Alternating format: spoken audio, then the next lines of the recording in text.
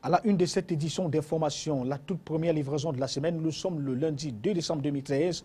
Comment les membres du gouvernement entendent-ils utiliser l'enveloppe qui leur sera allouée dans le cadre du budget de l'exercice 2014 au Cameroun? C'est pour répondre à cette préoccupation que les chefs des départements ministériels sont à se soumettre depuis pratiquement 72 heures à la fatidique épreuve des questions orales devant les commissions spécialisées à l'Assemblée nationale et au Sénat. Cinquantenaire de la réunification à Boya, les préparatifs s'accélèrent depuis quelques jours. L'homme est passé au dernier réglage et l'on a vécu ce week-end la deuxième répétition générale du défilé civil. C'était en présence du ministre en charge de la jeunesse et de l'éducation civique, Ismaël Pierre Bidoumpat, était dans la région du Sud-Ouest Cameroun. Voilà pour le sommaire.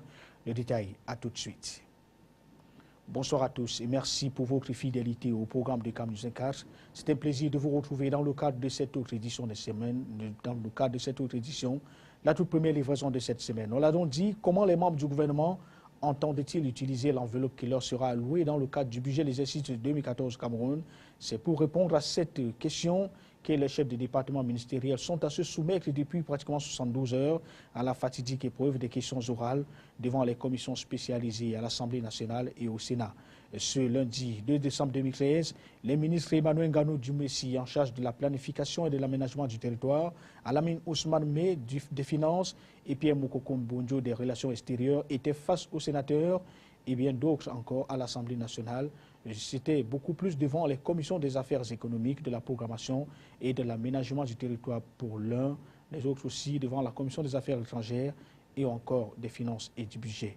La synthèse du passage de ces derniers, c'est avec Alexis Claude Amougou et Sadou Mamoudou.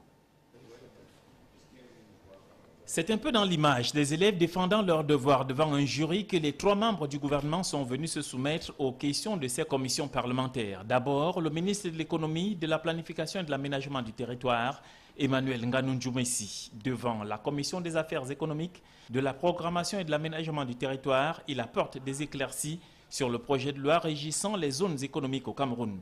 À son tour, le chef du département des finances, Alamine Ousmane Mé, va dans un premier temps scruter les contours du texte relatif à la ratification de l'ordonnance du 6 novembre 2013. Un projet de loi modifiant et complétant certaines dispositions de la loi numéro 2012/014 du 21 décembre 2012 portant loi de finances 2013. Mais la session budgétaire pour cette première législature du Sénat retient aussi le ministre camerounais des Finances devant la commission des Finances et du Budget pour l'examen du projet de loi portant ratification de la prorogation des délais d'engagement et d'ordonnancement des dépenses d'investissement public ainsi que de la période complémentaire au titre 2013. Troisième et dernière respiration de cette journée marathon et d'audition des membres du gouvernement, le passage du ministre des Relations extérieures, Pierre Moukokoum Bonjo, et du ministre des Finances, Alamine Ousmane Mé, devant les membres de la Commission des Affaires étrangères sur les questions de l'adhésion du Cameroun à l'accord relatif à la création du Forum sur l'administration fiscale africaine, puis celle autorisant le chef de l'État à ratifier l'adhésion du pays au protocole de Kyoto, signé le 6 juin 1999 et entré en vigueur le 3 février 2013. Pendant ce temps, le balai ministériel atteint sa vitesse culminante à la chambre basse du Parlement où le répit n'est pas au rendez-vous depuis le passage du chef du gouvernement.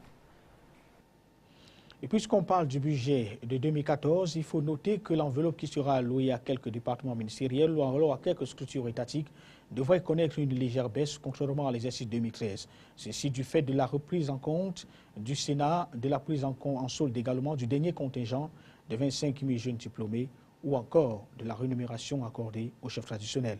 Esquisse de présentation de ce budget 2014 avec ses modifications, c'est avec Donald Anouzoa. Le projet de loi de finances, concomitamment présenté le 26 novembre dernier à la Chambre basse ainsi qu'au Sénat et qui continue à faire l'objet de passage des ministres devant les parlementaires en ce début de mois de décembre, prévoit un budget qui s'équilibre en recettes et en dépenses à 300,312 milliards de francs CFA. Tout calcul fait, l'on observe une augmentation de 76 milliards de francs CFA comparativement à celui de l'exercice précédent qui était de 300,236 millions de francs CFA. L'autre particularité de ce budget 2014, c'est qu'il consacre la baisse de l'enveloppe allouée à certaines structures étatiques. Ainsi, le ministère de la fonction publique et de la réforme administrative, celui des affaires sociales et Elections Cameroun et l'ECAM connaissent une imputation de leur budget 2014. Le ministère du Tourisme et des Loisirs passe aussi à la trappe avec une baisse de 20 millions de francs CFA comparativement au budget 2013. Quant à la présidence de la République, son budget passe de 52 milliards 698 millions de francs en 2013 à 52 milliards 241 millions en 2014. Des prélèvements justifiés selon le gouvernement par l'introduction de nouvelles charges à l'exemple de la prise en solde des 25 000 jeunes reclus de la fonction publique et des élèves de la dernière cuvée des écoles normales. À cela s'ajoute le budget du Sénat mis sur pied au cours de l'année 2013 et de la rémunération des chefs traditionnels récemment décidé par décret présidentiel. Parlons à présent de l'avenir du lac Tchad qui est au centre d'un conclave qui a ouvert ses portes à Yaoundé ce lundi 2 décembre 2013. Les travaux qui se tiennent en prélude à la 59e session ordinaire du Conseil des ministres de la Commission du bassin du lac Tchad ont pour finalité de trouver des voies et moyens pour sauver le lac Tchad qui est passé de 25 000 km² à 2500 km² au bout des 50 dernières années. Des précisions avec Alexis Claude Amougou, Sad Mamoudou et Riti Chopoulo aussi. La réduction de ce bassin constitue un véritable drame humain, à en croire les experts présents dans la capitale camerounaise. D'entrée de jeu, ils se sont rappelés des solutions avancées pour sauver le lac Tchad à travers un projet majeur, le transfert des eaux du fleuve Ubangui de la Centrafrique pour renforcer son offre hydraulique. Un programme à la fois ambitieux et coûteux auquel devrait également participer la communauté internationale avec son financement. Le passage drastique de la dimension de cette troisième réserve mondiale d'eau douce de 90% en valeur relative contraste grandement avec la population de plus en plus grandissante, soit 30 millions d'habitants vivant foncièrement des ressources qu'il produit.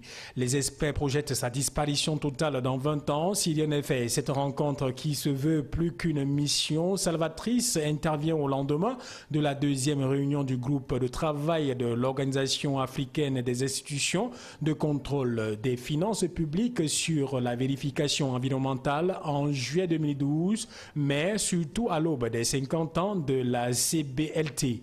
Il est donc urgent, réitère le secrétaire exécutif et le secrétaire général du MINEPAD, de mettre en œuvre des actions et politiques, voire mécanismes régionaux de coopération entre les États membres pour assurer le renforcement des capacités en vue de la promotion de la gestion intégrée durable de la CBLT.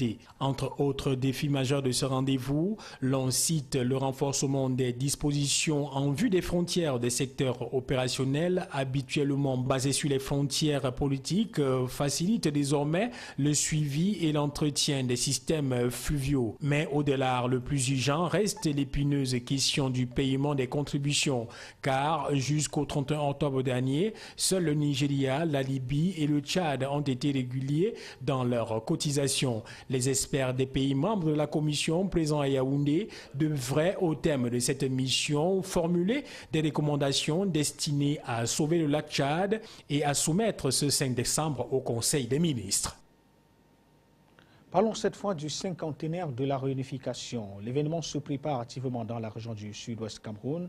Le temps est d'ailleurs au dernier réglage depuis quelques jours et ce week-end, c'était la deuxième répétition générale du défilé civil.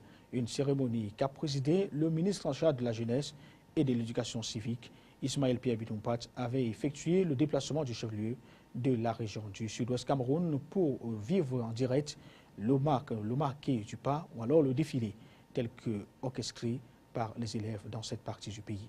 Les détails avec Dixon Jockey et Serge Tetka. À Boya, le cinquantenaire de la réunification du Cameroun se prépare à un rythme effréné. Aucun détail n'est laissé au hasard par les différents comités d'organisation. Pierre Ismaël Bitoumpat est descendu sur les lieux avec à ses côtés Youssouf Adidja Alim de l'éducation de base. Celle-ci a particulièrement apprécié le passage des tout-petits du primaire avec leur chant sur la réunification.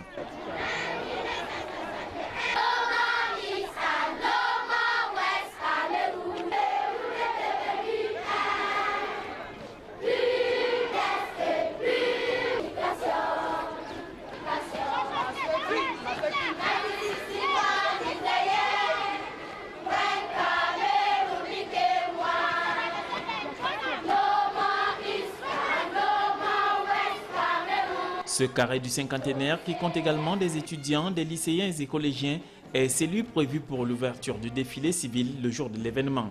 Pour cela, il y a encore des choses à parfaire. La délégation ministérielle va exprimer sa joie, mais émet tout de même des réserves, car il y a des efforts à faire. La fête de la réunification va se célébrer avant la fin d'année. Et rendu à ce jour, nous devions tout caler, tous les préparatifs avant, jusqu'au 30. Donc à tout instant, nous pouvons avoir la date et organiser directement les événements. Nous vous présentons nos félicitations pour le travail fait. C'est impressionnant. Impressionnant. Mais il doit être plus beau parce qu'il doit être présidé par le chef de l'État. Maintenant, il faut qu'on s'entende. Le pas doit être ample, juste. En ce qui concerne les encadreurs, il faut déjà dès maintenant identifier les artères d'évacuation ou tout au moins de départ des groupes. Les répétitions se sont poursuivies sous le regard des ministres. À présent que les préparatifs vont bon train, l'on n'attend plus que le jour prévu pour la célébration tant attendue du cinquantenaire de la réunification du Cameroun. Et bientôt l'événement. Allons cette fois parler de l'actualité dans les collectivités territoriales décentralisées, avec arrêt dans la commune de Foulance et dans la région du Sud à Ebolova. Le maire de cette commune, Emmanuel Abolo Biolé, a donc du pain sur la planche, lui qui va présider aux destinées de cette commune qui ploie dans la léthargie totale depuis sa création. Il a été installé au cours d'une cérémonie qu'a présidée le week-end dernier le préfet du département de la Villa, qui lui a d'ailleurs prescrit ingéniosité et surtout le sens de la responsabilité et collaboration avec ses différents adjoints. Le de Gonzanga, Kanjbanda et Bintou Akoum nous en disent plus. Le secrétaire général du comité olympique et sportif du Cameroun, Emmanuel Abolo Biolé, vient d'arborer l'écharpe tricolore qui fait de lui le nouveau maire de la commune de Foulane. Il remplace à ce poste Ebala Adjomo qui a compilé un mandat à la tête de la commune de Foulane. Au niveau local, ce qu'on peut appeler un gouvernement. Et ce gouvernement-là, pour qu'il puisse fonctionner, il faut qu'il s'appuie sur un certain nombre de préoccupations. D'abord, les besoins des populations. Nous n'inventons pas la roue, nous essayons de voir comment vivent les populations, quels sont les problèmes récurrents de ces populations et comment nous, en tant qu'élus de ce peuple qui nous a envoyés, chercher cette candidature et prendre ses responsabilités, comment nous pouvons tout faire pour réaliser le grand rêve de ces populations, à savoir leur apporter le développement. En plus de se doter d'une infrastructure d'accueil décente, le maire devra mettre un accent particulier sur l'encadrement de la jeunesse et des pygmées qui constituent la population marginalisée de cette commune. Nous avons des populations que nous pouvons appeler à risque. Disons, nous avons les pygmées, nous avons des populations qui n'ont pas toujours les moyens de pouvoir vivre. Bref, nous avons un programme extrêmement dense et nous allons nous atteler à chercher à le réaliser. En prenant les rênes de cette collectivité âgée de 6 ans, le nouvel exécutif municipal pense bien que la tâche ne sera pas aisée, mais reste convaincu que l'appui du fait comme le Fonds d'équipement intercommunal, le PNDP, le Programme national de développement participatif, sans oublier les ressources issues du budget général de la décentralisation, permettront de faire des pas sur le terrain du développement. Dans la région de l'extrême nord Cameroun, la problématique des activités extractives au Cameroun, avec le cas de l'exploitation et de l'exploration pétrolière dans la plaine d'inondation de Ouazalogon, vient donc d'aboutir, vient d'être au centre des travaux, dont qui ont réuni les experts depuis quelques jours. L'atelier de réflexion sur les enjeux de cette activité dans cette partie du pays vient de déboucher sur un certain nombre de résolutions.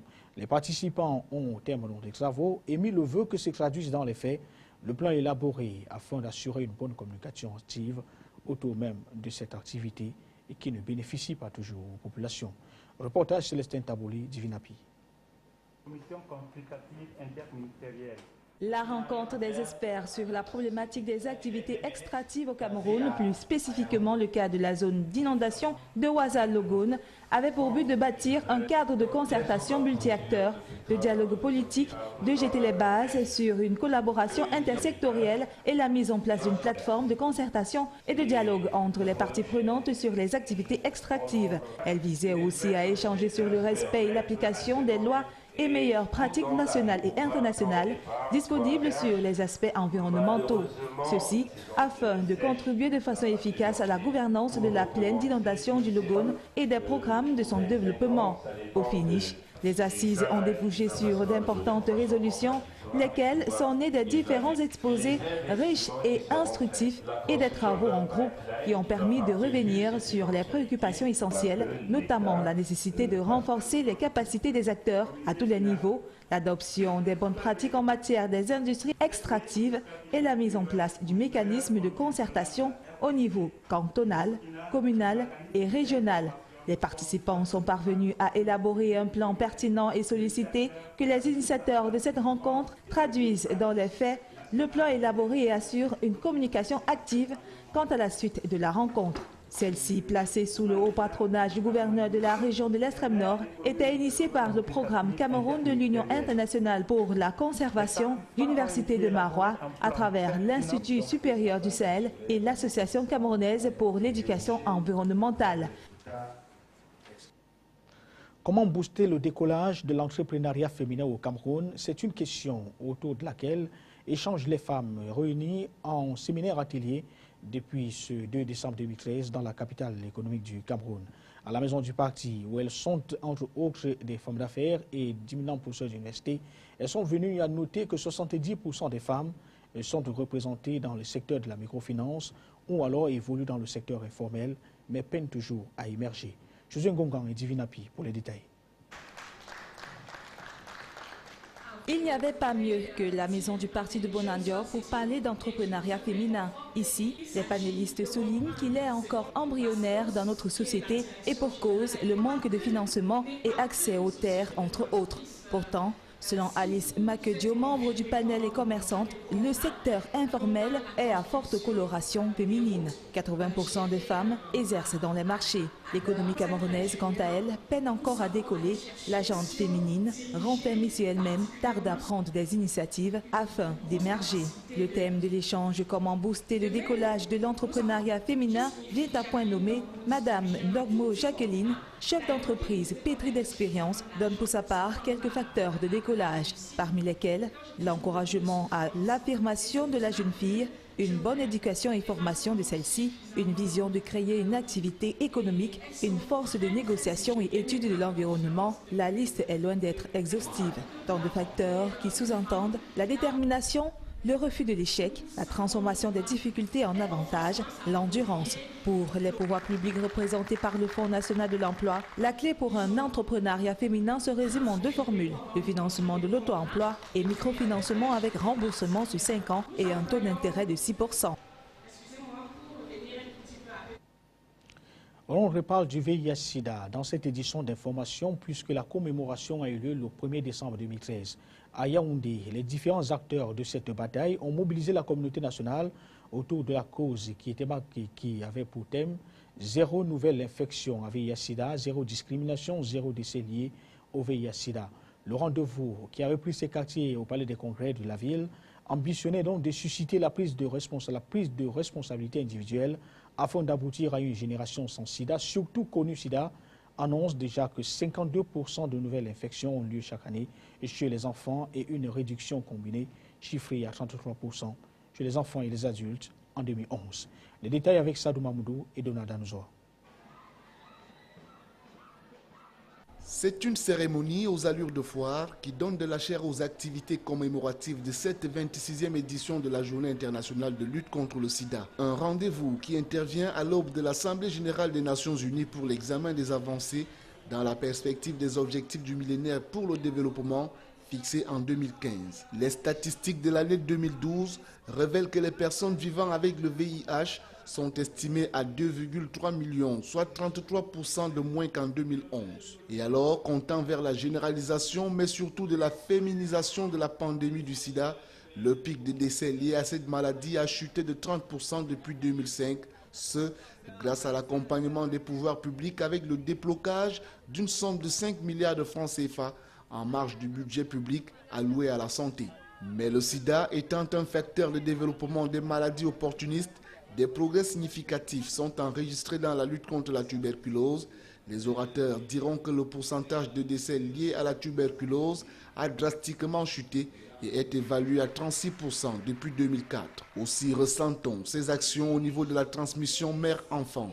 Des avancées à mettre à l'actif de la révision à la hausse des moyens consacrés par l'État pour cette cause. Des dépenses qui ont connu une embellie de l'ordre désormais de 53%.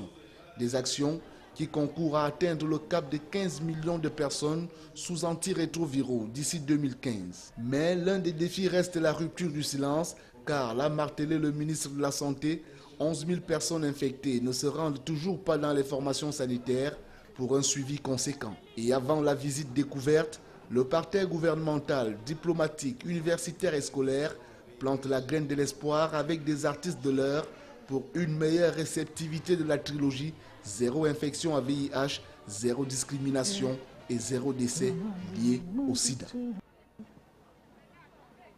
Allons cette fois dans la région du nord-ouest Cameroun pour noter que la région des Djenteban n'est pas restée à marge de cette célébration.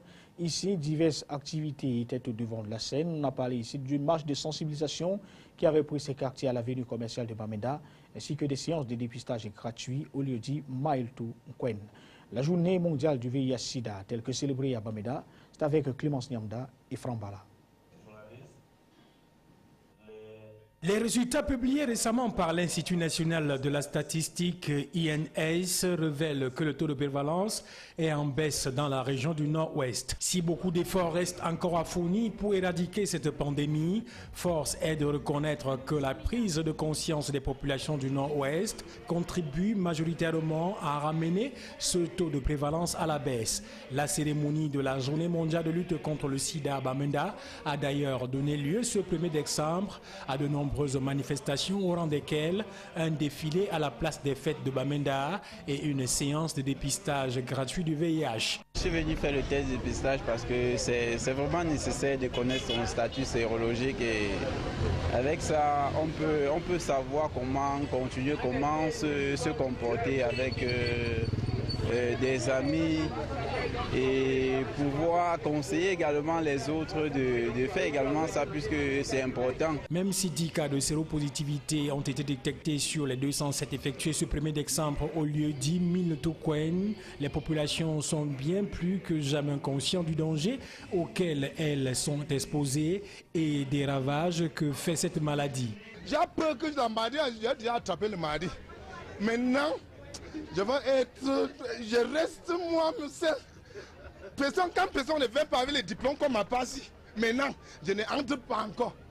Parce que je voulais vivre pour voir tout mon enfant grandir. Cette année, la Journée mondiale de lutte contre le sida a affiché un regain d'activisme de la part de la société civile dans la ville de Bamenda, ce qui montre la volonté de ces populations d'accompagner les organismes nationaux et internationaux dans leur objectif final qui est de réduire la propagation de la maladie et d'atténuer l'impact socio-économique du VIH-Sida.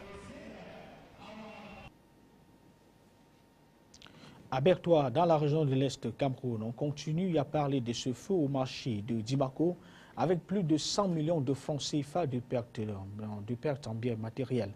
L'incendie qui a ravagé 32 boutiques au marché central de la ville aurait été provoqué par une masse électrique aux environs de 2 heures du matin. Même la forte pluie qui s'est donc abattue sur cette cité n'a pas réussi à calmer la furie des flammes. Informés de cette situation délétère, les commerçants descendus sur le terrain dans l'espoir de sauver les marchandises en sont répartis consternés. Dans l'attente de l'enquête qui a ouverte pour déterminer les véritables causes de cet incendie, les uns et les autres ont pu bénéficier du soutien du maire de cette localité qui est descendu lui également sur le terrain pour les réconforter. Voici donc quelques sinistrés avec le maire de cette localité au micro de Camusin 4. L'incident proviendrait d'un court-circuit, il faut appeler ça comme ça, en attendant que les spécialistes nous déterminent l'origine exacte. Ça viendrait de l'extérieur, c'est-à-dire du branchement relevant de la responsabilité du distributeur de l'énergie, c'est-à-dire AES Sonel.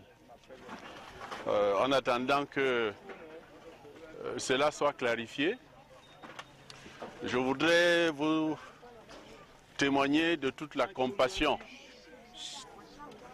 de la commune, du conseil municipal. Et je suis venu en courant. Je voudrais vous dire que la commune ne ménagera rien pour solliciter là où il faut solliciter tous les appuis nécessaires pour vous permettre de vous remettre debout. Mais c'est également l'occasion de vous rappeler qu'il y a exactement un an, je vous avais réunis à l'hôtel de ville. Je vous ai dit que ce marché est dépassé. Toute une année qu'on n'a pas l'énergie ici dans la ville. Chaque fois, ils font les jeux de lumière. Ils envoient, ils coupent. Ça ne fait même pas 5 minutes, ils coupent. Et c'est comme ça qu'on vit ici. On aurait même préféré qu'ils n'envoient pas, que d'envoyer et nous mettre dans des cas pareils. À 2 h du matin, j'étais couchée quand ma mère me dit il y a le feu au marché. J'arrive, il n'y avait plus moyen. Il n'y avait même pas moyen d'entrer ici. Il y avait la flamme. On voyait que les vagues. Bon, ça c'est la sonnette, c'est la 3e fois. La première fois et la 2e fois, c'était dans la journée. On a pu sauver. À l'étranger, dans cette édition d'information, on parle fiscalité. Il y avait des routiers qui marquent le pas contre l'écotaxe. Les centres équestres sont eux aussi rentrés dans la manifestation. En Ukraine, l'Union européenne appelle les autorités et l'opposition pro-européenne au calme. L'essentiel de l'actualité internationale, c'est avec la rédaction de C24. L'écotaxe est toujours très contesté dans l'Hexagone. Cette fois, les manifestants sont contre la TVA à 20% pour les centres équestres. Dans la rue, la circulation a connu un coup de frein à cause des activistes anti-écotaxe. L'Ukraine, bien mal en point, ne laisse point indifférente l'Union européenne. Kiev, toujours assiégée par les manifestants, toujours installée à la place du gouvernement, alors que l'Union européenne joue la carte de la négociation. Pas d'état d'urgence prévu, annonce le gouvernement, pendant que l'opposition ukrainienne espère avoir du soutien afin de généraliser la grève pour pousser le gouvernement à démissionner. Non à la surexploitation et au sous-paiement pour les enseignants des classes préparatoires. Ces derniers s'insurgent contre une décision ministérielle qui baisse les salaires tout en augmentant le nombre d'heures en poste, ce qui serait à l'origine d'une perte sèche de 3 à 10 000 euros par an pour les professeurs du préparatoire. Le torchon brûle toujours entre Albert Uderzo et sa fille Sylvie. Le co-créateur du très célèbre Astérix a porté plainte à sa fille et à son gendre pour violence psychologique. Tout commence en 2007 quand Sylvie Uderzo et son mari avaient été virés de la maison Albert Aîné, éditrice d'Astérix, même après le décès de Cossigny, l'autre co-auteur de cette bande dessinée.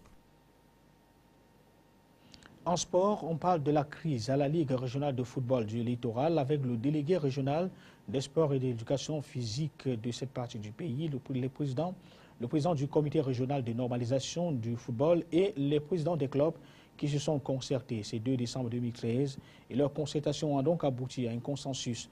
Ainsi, on a appris que sur les 24 présidents ou leurs représentants, certains ont accepté de jouer les barrages qui ont d'ailleurs commencé ce lundi 2 décembre 2013. Mais les équipes rétrogradées en division inférieure restent attentives aux décisions de la Commission nationale d'homologation et de discipline.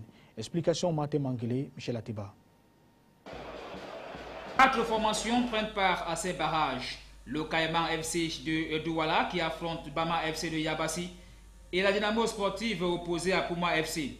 Au terme du mini tournoi, le vainqueur va représenter la région du littoral au tournoi zonal qui va regrouper 10 équipes. Mais les barrages cette année se jouent dans un contexte de crise et de contestation. Réunis ce jour autour du président, du comité régional de normalisation et du délégué régional des sports pour le littoral, les 24 présidents de clubs ont échangé avec l'administration.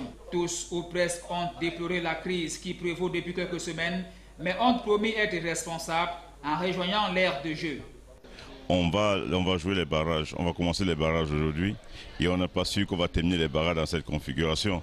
Ce qui veut dire que la commission d'homologation au niveau fédéral à Yaoundé va prendre une décision les jours qui arrivent et on devra recommencer tout si jeunesse est rétablie dans ses droits.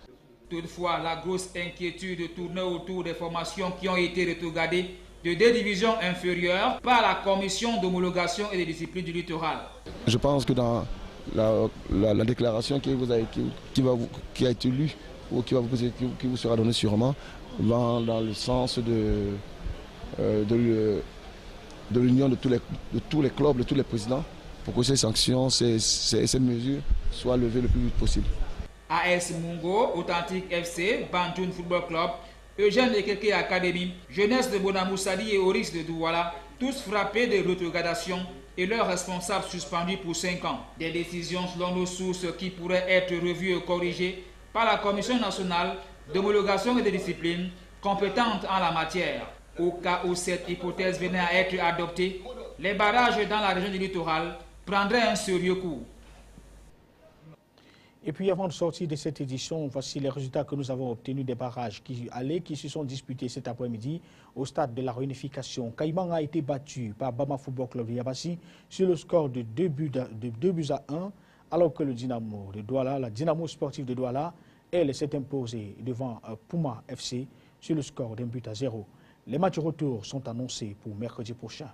Madame, Messieurs, merci de rester sur Canal 24 et nous vous souhaitons de passer de bons moments en compagnie de nos programmes qui se poursuivent. Bonsoir.